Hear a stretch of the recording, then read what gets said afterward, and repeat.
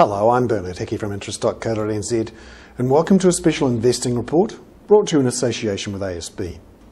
Today, fund manager ING New Zealand announced it was winding up 4 of its funds. They are the Diversified Yield Fund, the Regular Income Fund, the Credit Opportunities Fund and the Enhanced Yield Fund. Now this is important because 2 of these funds were frozen back in March, causing all sorts of grief for many investors who had invested in their funds thinking they were relatively safe.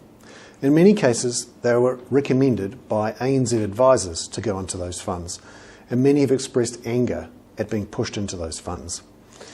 Some have actually received some compensation from ANZ because of this.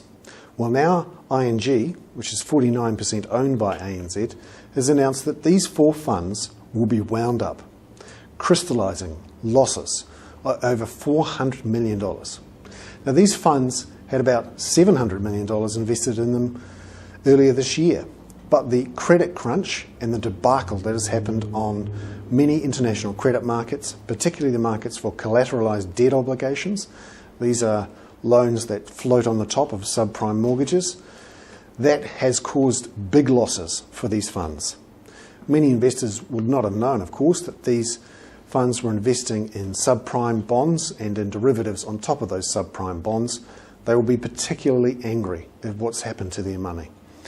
And it will be damaging for ING in New Zealand, and ANZ will take a lot of grief from this announcement.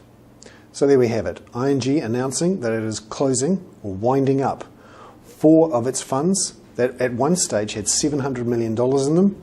Now these funds have just $300 million. I'm Bernard Hickey. That was a special investing report brought to you in association with ASB.